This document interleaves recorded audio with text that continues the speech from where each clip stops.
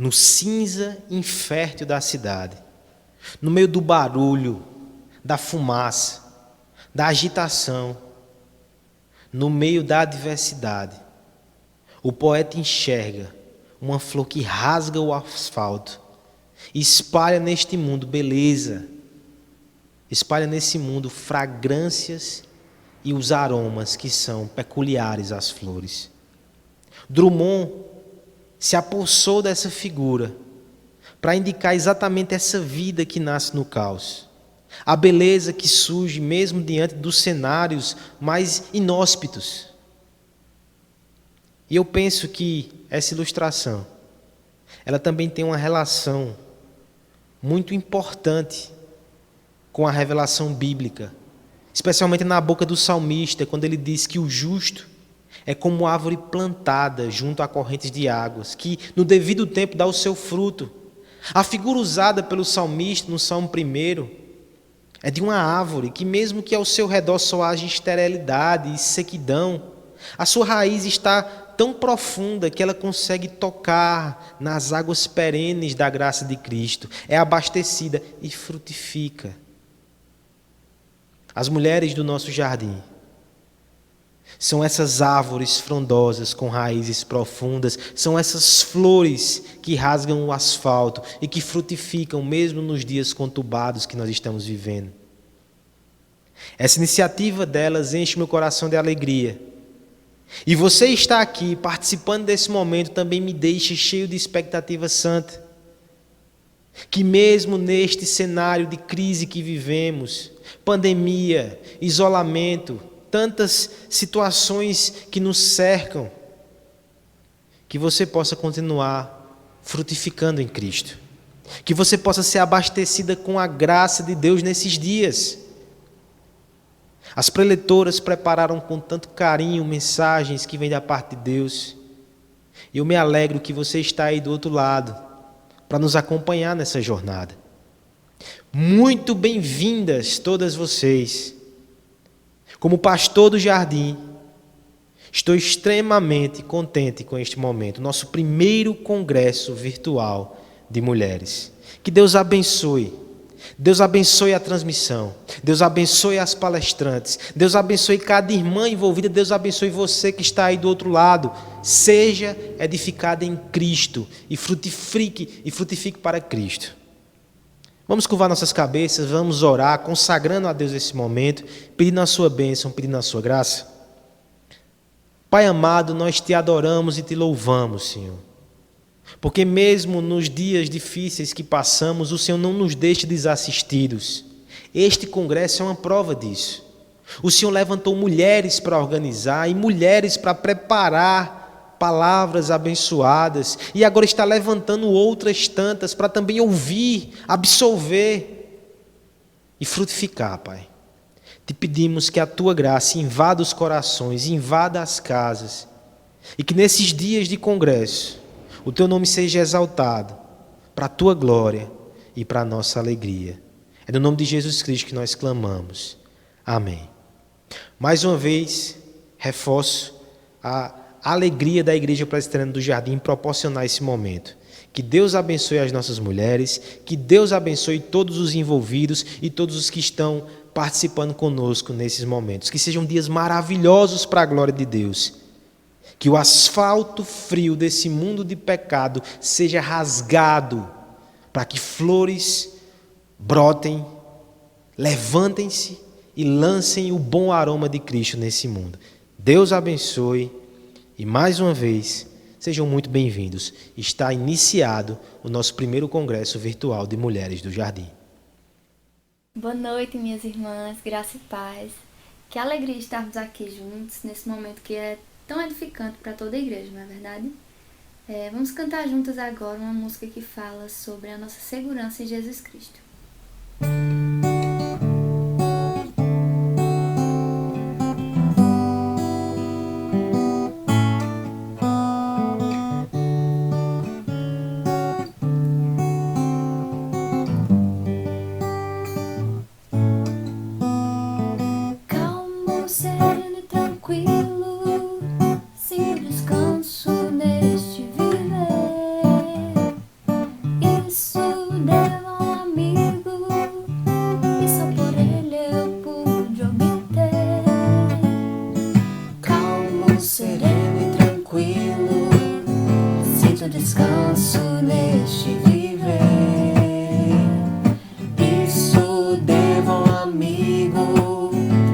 só por Ele eu pude obter. Ele é Jesus, meu amigo, meu Senhor, o Salvador. Só por Ele ganhei a vida eterna com Deus, com Deus.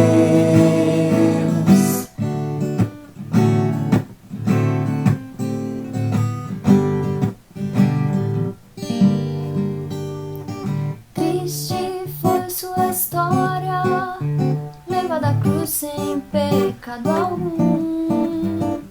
Só porque me amou, morreu por mim e não hesitou.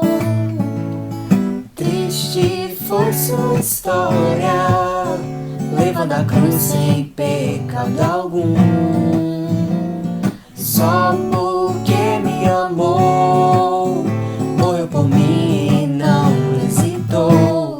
Ele é Jesus, meu amigo, meu Senhor, o Salvador. Só por Ele ganhei a vida eterna com Deus, com Deus. Ele é Jesus, meu amigo, meu Senhor, o Salvador. Só por Ele ganhei a vida eterna com Deus, com Deus, com Deus.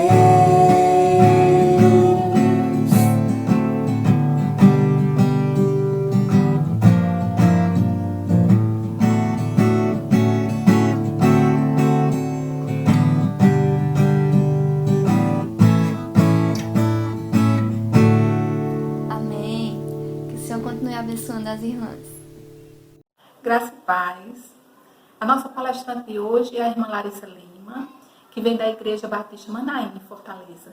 O tema é fé em tempos de desespero. Que o Senhor nos abençoe, que possamos florescer em tempos difíceis, servindo ao Senhor em tempos de adversidade.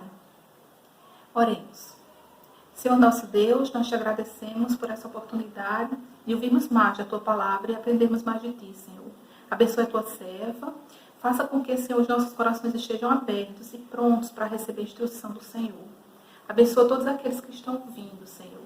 Que possamos mais e mais crescer de glória em glória. Que as circunstâncias adversas, Senhor, as angústias e as solidões que nós vemos ao nosso redor, não sejam, Senhor, empecilhos para crescermos na Tua graça. Que possamos estar firmes, abrigados, debaixo do esconderijo do Altíssimo. Abençoa, Senhor, a Tua serva mais uma vez eu te peço. Em nome de Jesus. Amém. Olá pessoal, é um prazer muito grande para mim estar aqui com vocês, falando sobre esse tema tão importante nos tempos que nós estamos vivendo, né? O tema fé em tempos de desespero. É bem propício o tema e é uma honra estar aqui. Eu me senti muito feliz por ter sido chamada para falar um pouco com vocês sobre isso e eu espero que seja bom, que principalmente Deus me dê graça para isso, né? E eu queria fazer uma oração antes de tudo. Vamos orar juntos por esse estudo. Querido Deus, eu te agradeço por esse momento, eu te agradeço por essa oportunidade. E eu te peço, Senhor, que seja um tempo abençoador para mim e para as pessoas que vão me ouvir, para a igreja que vai me ouvir. Que o Senhor abençoe cada um.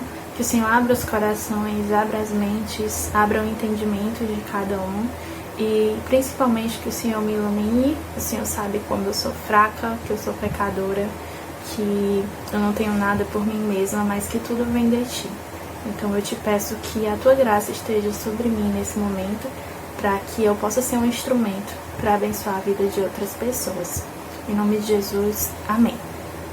Então, esse é um tema que eu já venho falando, né, em alguns lugares, ao mesmo tempo, assim, a gente sempre tem alguém da igreja para conversar sobre isso, né, alguém que está em sofrimento, alguém que não está sabendo lidar com essa questão da quarentena, da pandemia, e é super compreensível, porque é um tempo diferente, né, nós estamos em uma pandemia global, então é um tempo realmente desafiador para todo mundo.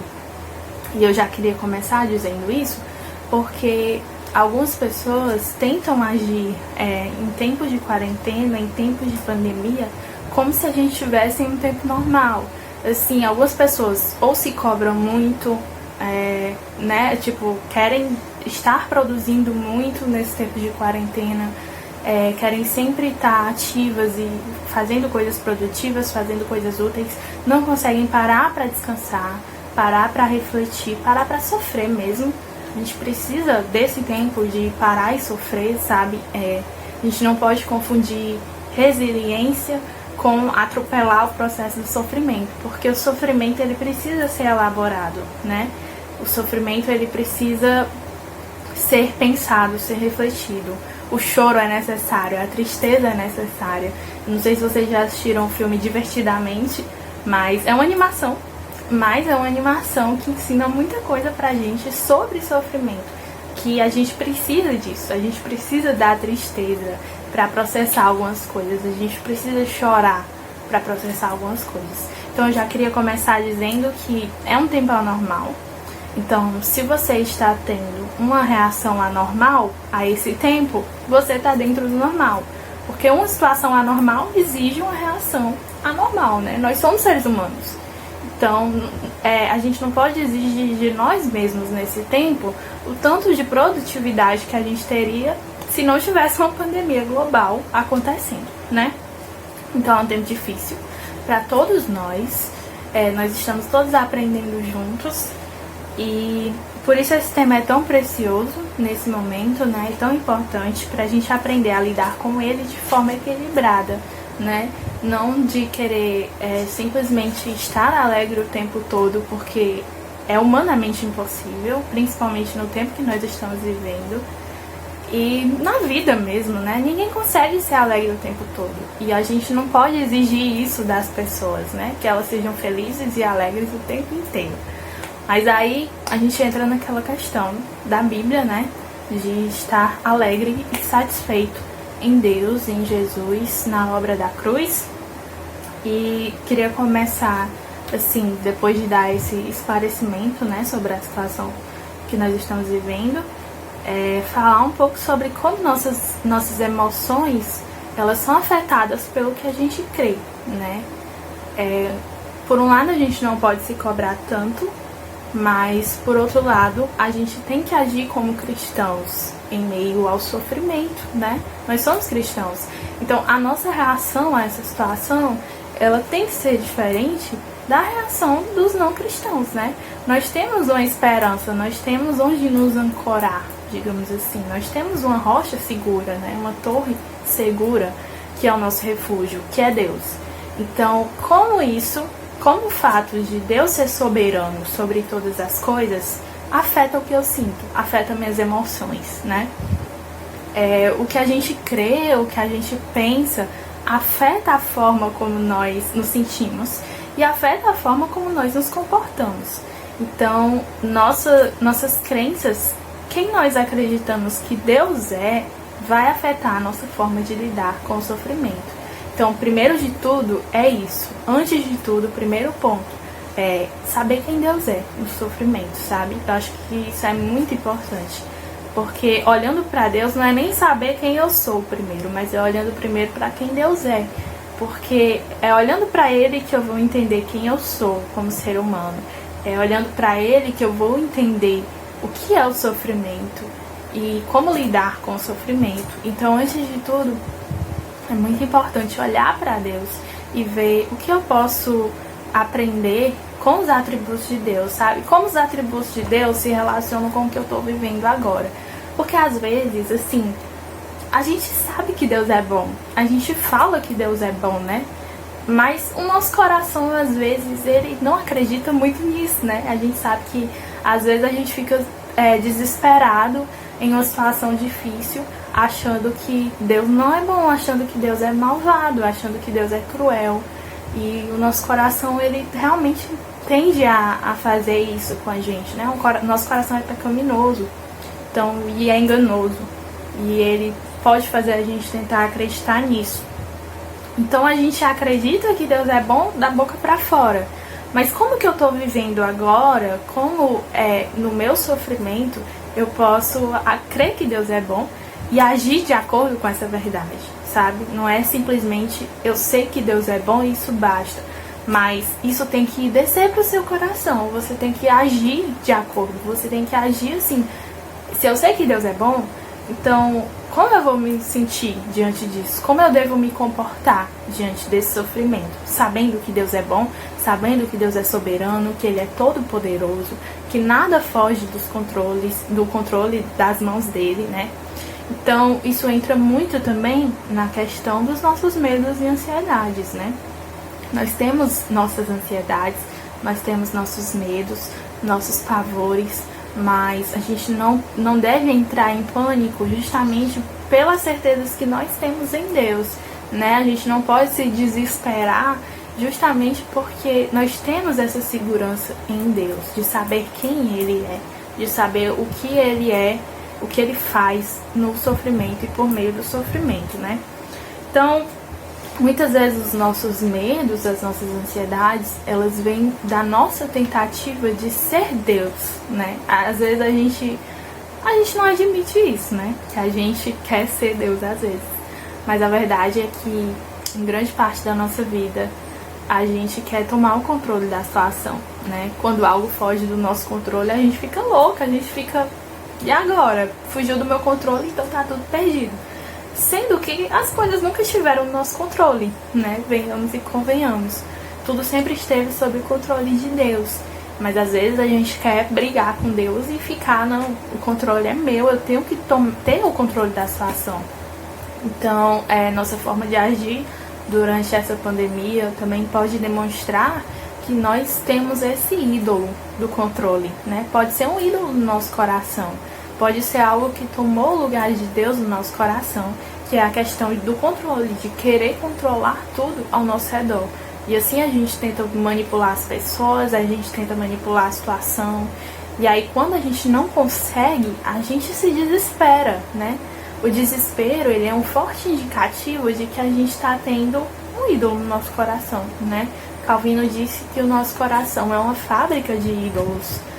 Então a gente tem que estar sempre se sondando para ver, será que eu estou idolatrando o controle? Será que eu estou querendo ter o controle de tudo a todo momento e por isso eu estou desesperada?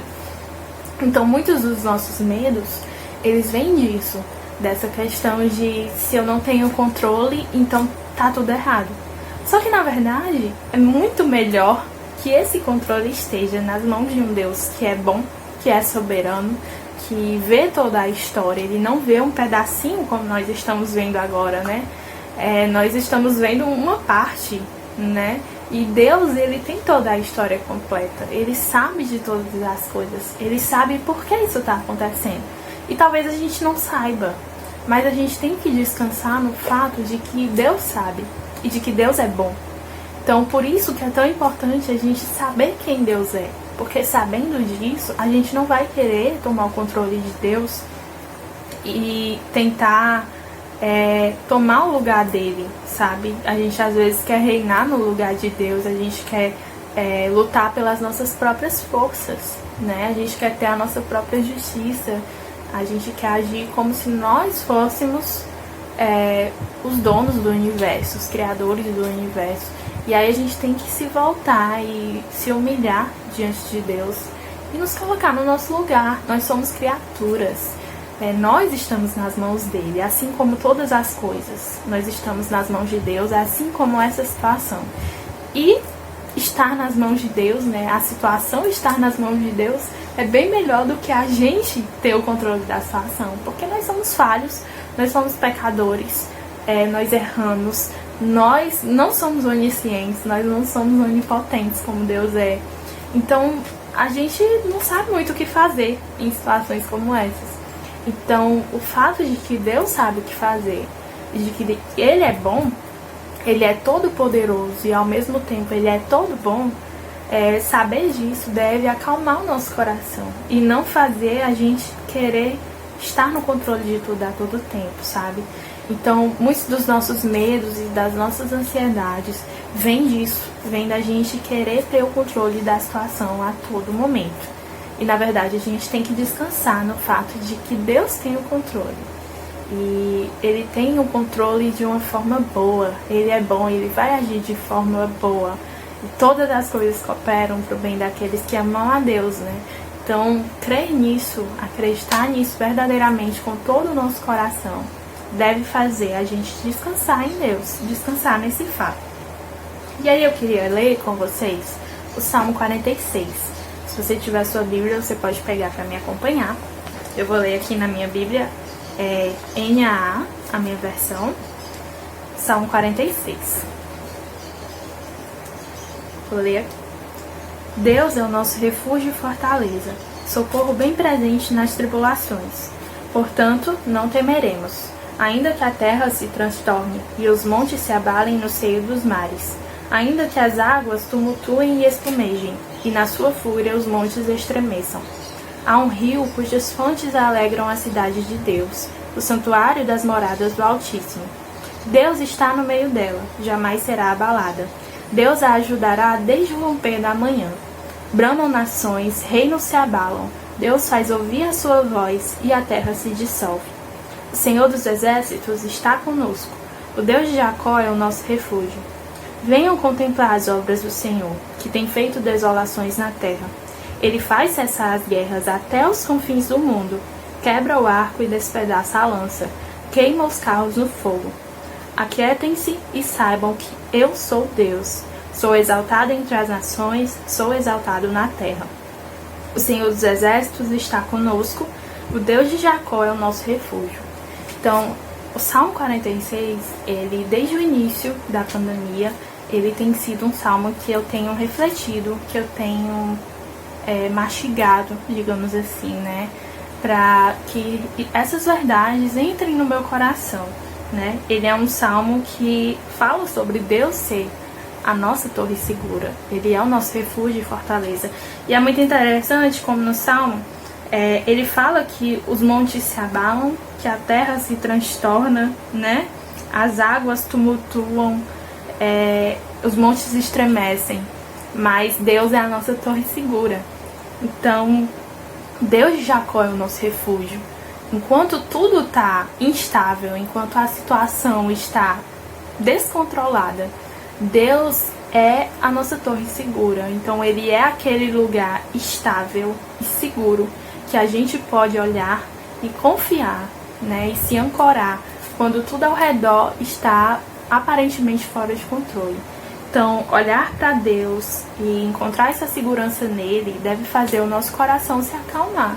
Porque não importa se tudo ao redor está muito mal, está indo muito mal, quando Deus é o nosso socorro, quando Deus é a nossa torre segura. Então o Salmo ele faz esse contraste, né, entre as coisas que se abalam e Deus que permanece inabalável. Ele permanece estável mesmo quando a situação ao redor é completamente instável. Então, esse versículo 10, aquietem-se e saibam que eu sou Deus. Em algumas versões, ele diz, parem de lutar e saibam que eu sou Deus. Então, eu acho que se relaciona muito com essa questão da gente querer ter o controle, né? Às vezes a gente quer realmente estar lutando o tempo todo. A gente não quer parar para descansar em Deus. A gente, na verdade, quer tomar o controle dele. A gente fica agitado e a gente fica ansioso e a gente fica apavorado com a situação. E a gente deixa de perceber que Deus é a nossa torre segura.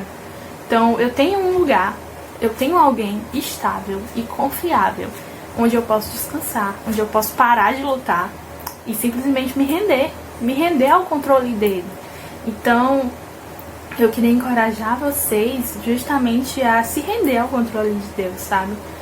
Às vezes a gente fala que confia em Deus, mas é da boca para fora. O nosso coração, ele não confia. O nosso coração, na verdade, ele confia na nossa própria força, nas nossas próprias mãos. Então, eu queria encorajar vocês a se render, né? Parar de lutar, se aquietar e saber que Ele é Deus, que Ele, o Deus de Jacó, Ele é a nossa torre segura. Então, esse salmo, ele tem sido um acalento para mim nesses dias. E espero que vocês também meditem nele, porque realmente é algo que são verdades que têm penetrado o meu coração. Então, falando um pouco mais sobre a situação ser anormal, né? A gente sabe que tem um momento para tudo. E eu acredito que esse é o momento de sofrer mesmo, sabe? Não tem como a gente, de novo, não tem como a gente agir como se nada estivesse acontecendo. Nós somos cristãos, então nós temos que estar cientes dos fatos, das coisas que estão acontecendo. A gente não pode fugir do que está acontecendo e, assim, confiar em Deus, crer no controle de Deus, não é sinônimo de fingir que nada está acontecendo, de ignorar a realidade. Na verdade, é olhar para a realidade e colocar ela no lugar certo? A minha realidade é essa. A minha realidade está difícil. Isso aqui é difícil de lidar. Então, para onde que eu vou levar essa realidade que é difícil de lidar? Então, os cristãos, eles não ignoram a realidade, certo? A gente não cria uma realidade alternativa porque é mais fácil de lidar, né? A gente vê que nesses tempos surgiram muitas teorias da conspiração e surgiram muitas teorias aí secundárias, várias histórias e de onde veio a pandemia e para que e tal. Então eu vejo muito que o ser humano ele tem essa tendência de, quando a realidade é muito difícil de lidar, ele cria uma realidade alternativa, porque aquela realidade pode mostrar que, então se é isso aqui, eu sei o que está acontecendo, né? É melhor a gente criar uma realidade nossa, alternativa, do que admitir que eu não sei o que está acontecendo. E a verdade é que nós não sabemos. Nós não sabemos o que está acontecendo, né? Então, mais uma vez, a gente tem que confiar que Deus sabe, né? E olhar para a realidade, encarar os fatos de forma confiante em Deus, não é ignorar os fatos. A Elizabeth Elliot, no livro dela, O Sofrimento Nunca é em Vão, que foi lançado recentemente pela Fiel, ela fala assim, no capítulo sobre gratidão: e os cristãos devem ser pessoas preparadas para olhar firmemente para os fatos horrendos, e então olhar para o outro nível no qual esses fatos podem ser interpretados e não duvidar da promessa de Deus. Então, o que a Elizabeth Elliot está falando? Os cristãos, eles não ignoram os fatos, eles não ignoram a realidade, mas eles sabem ressignificar esses fatos, eles sabem onde depositar esses fatos e essa realidade. Antes de tudo, a gente sabe onde a realidade está ancorada, né? A gente tem a nossa base e sobre essa base está a nossa realidade. Então a gente não ignora a realidade, né? A gente olha e ressignifica essa realidade. Não sei se vocês conhecem o psiquiatra vienense, ele era um psiquiatra, o Viktor Frankl. Eu sempre falo dele, em todo lugar eu falo do Frankl, mas ele tem um livro que conta a história dele, e eu acho que é um livro muito bom para ler nesses tempos, que é o Em Busca de Sentido. Procurem esse livro, ele pode trazer muitas lições preciosas pra gente. E ele fala, assim, ele foi prisioneiro, ele era judeu, então ele foi prisioneiro dos nazistas, né, na Segunda Guerra Mundial, e ele passou por 4 campos de concentração, e ele percebeu que no campo de concentração existiam prisioneiros que simplesmente tinham desistido da vida, sabe, eles tinham desistido de tentar alguma coisa, e tinham perdido a esperança mesmo. E esses prisioneiros, eles se entregavam de uma forma que eles morriam mais rápido, né? Eles perdiam a esperança e por isso eles morriam mais rápido. Já aqueles que tinham uma esperança, que tinham um propósito na vida, que tinham um sentido na vida, daí vem o título do livro, Em Busca de Sentido, eles eram mais resilientes. E não só isso, mas eles também olhavam mais pro outro, sabe? Porque na situação de você tá ali prisioneiro dos nazistas, você só tá pensando em sobreviver, né? Você não tá pensando muito nos outros, você tá pensando em sobreviver, em sair dali vivo. E às vezes nem isso, né? Às vezes você só quer viver esse dia e o amanhã pode nem existir. Mas essa história, ela me lembra muito que o cristão, ele não pode olhar só para si mesmo no sofrimento, né? Nós temos um significado na vida, Nós temos um propósito para tudo que acontece. E se nós temos esse propósito e esse sentido na vida que é Deus, que é glorificar a Deus, então isso significa que nós podemos encarar, né, essa situação de uma forma que glorifique a Deus. Porque nós sabemos que a situação tem um propósito. Nós não sabemos qual é o propósito, mas nós sabemos que tem, né? Porque Deus é o Criador do universo, então tudo tem um propósito, o propósito dele. Então, o Frankl, ele era alguém que olhava para as outras pessoas, né? Ele queria viver em função de ajudar as outras pessoas. Ele não era cristão, mas eu vejo muita coisa boa na teoria dele, que ele criou a logoterapia, baseado nisso, que é uma terapia baseada no sentido, né? Então,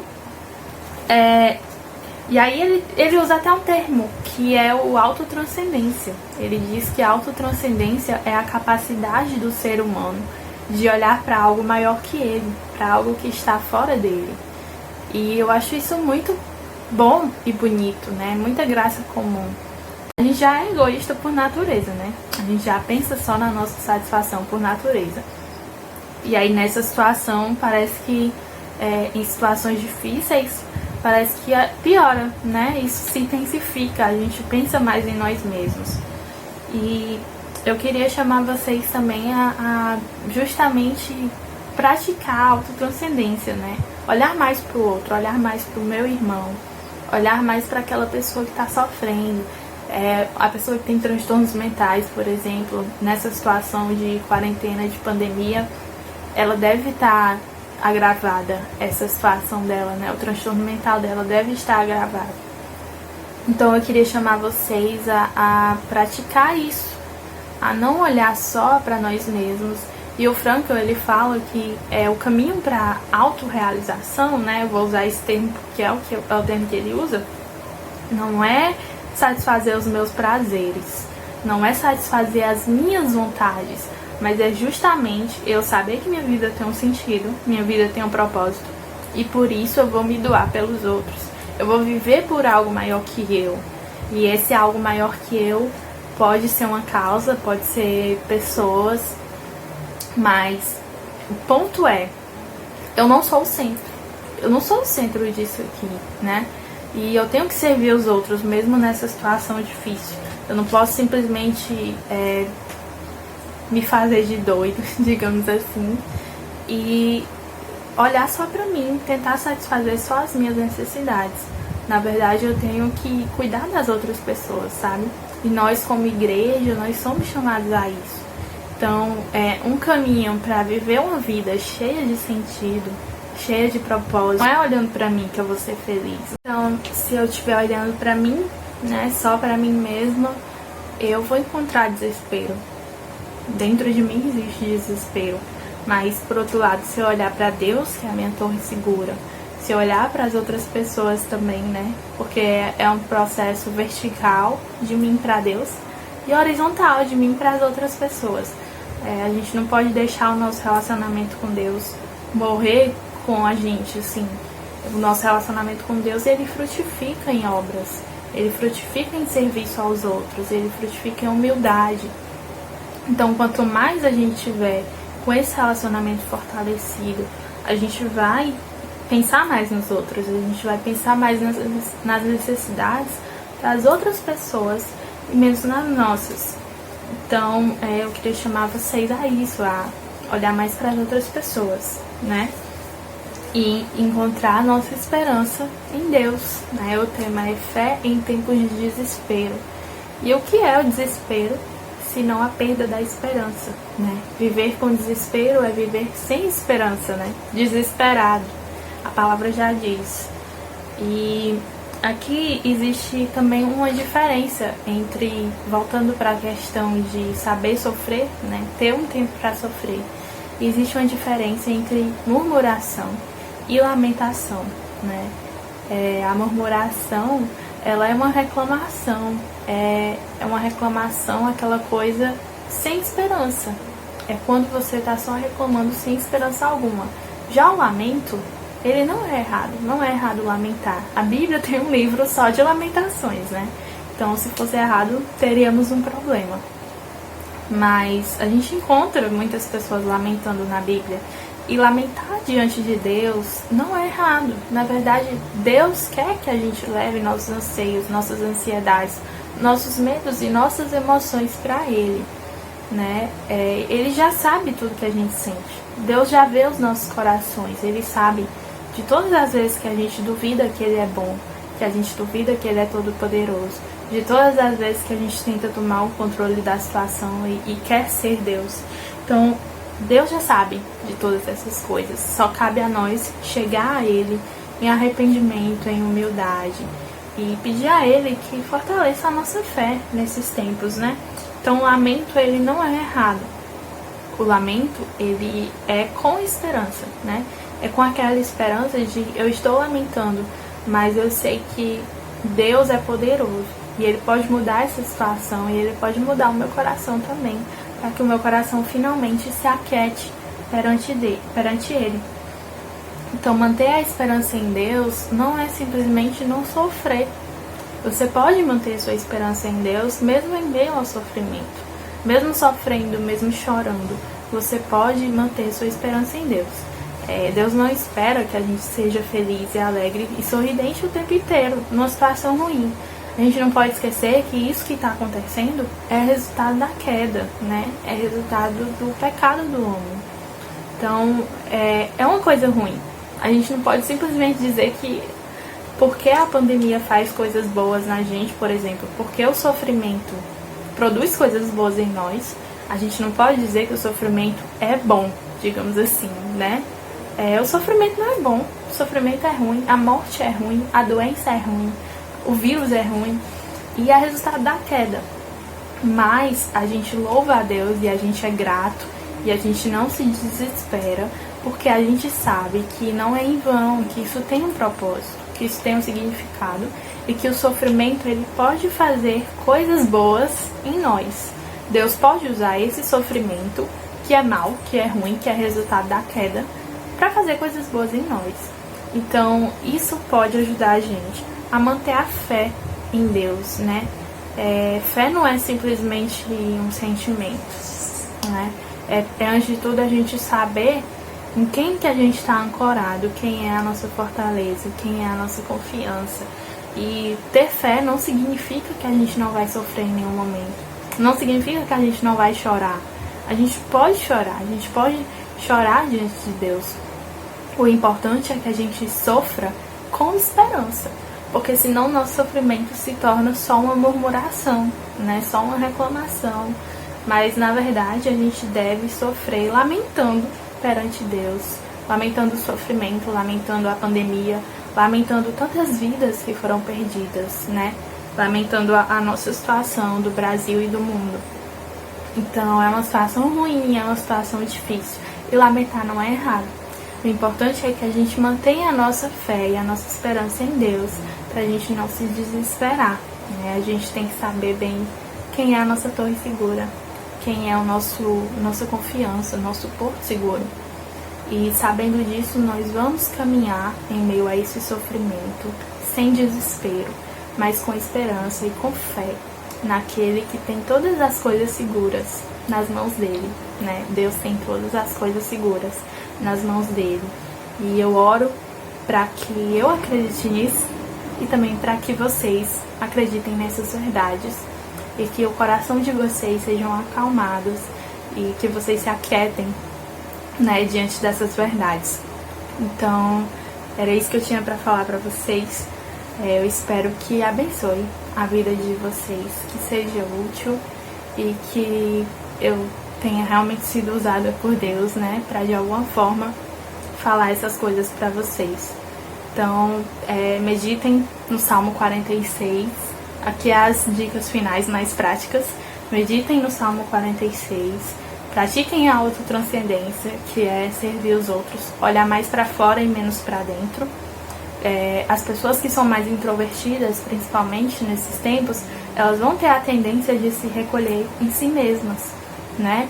Então eu quero falar que, na verdade, é o momento de você olhar mais para fora. é um momento de você olhar mais para as outras pessoas. Do que o meu irmão está precisando agora, entendeu? Qual é a necessidade do meu irmão?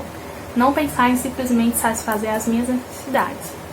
Então, partindo para dicas mais práticas mesmo, estabelecer uma rotina é importante para quem está sem trabalhar, sem estudar.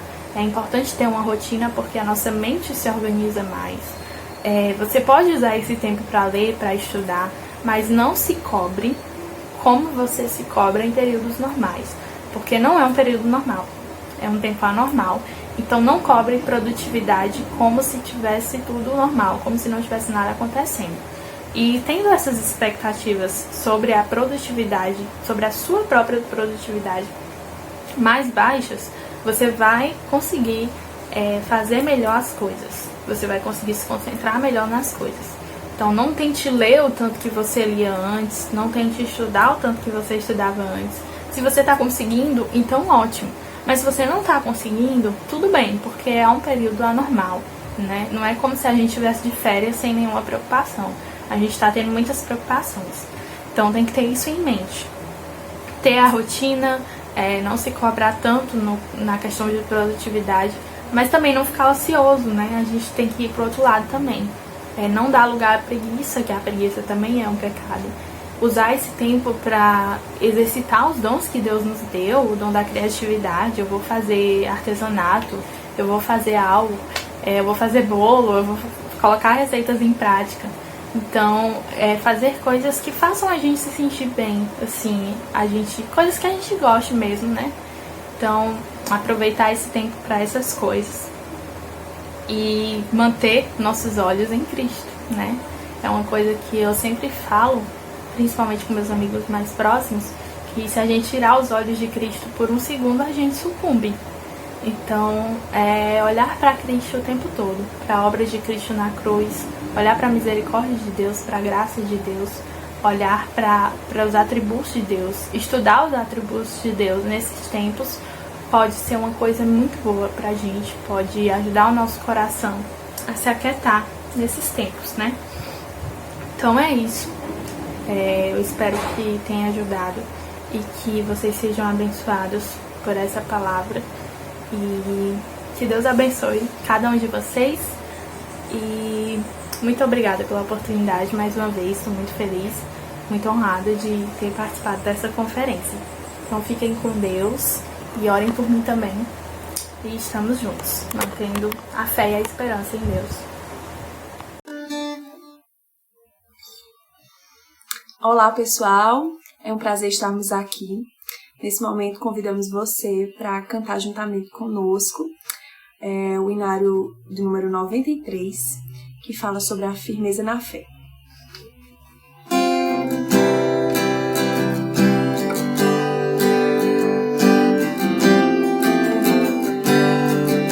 Somente ponho a minha fé na graça excelsa de Jesus, no sacrifício remidor, no sangue do bom Redentor.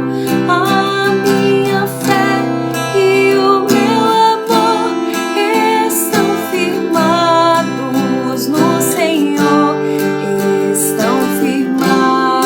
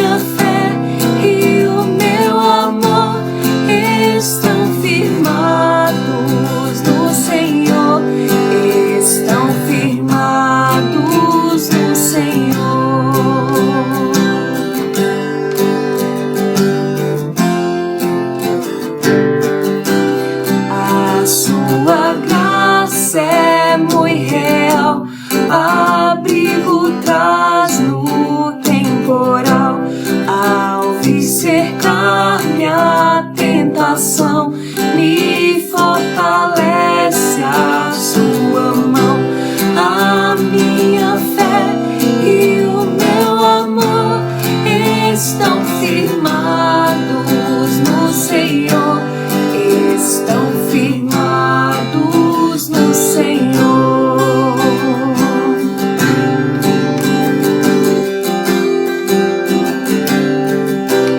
Quando a trombeta ressoar, irei com ele me encontrar, e com os salvos cantarei louvor eterno ao grande Rei. A minha fé e o meu amor estão firmados no Senhor, estão firmados no Senhor. A minha fé e o meu amor estão firmados no Senhor, estão firmados no Senhor.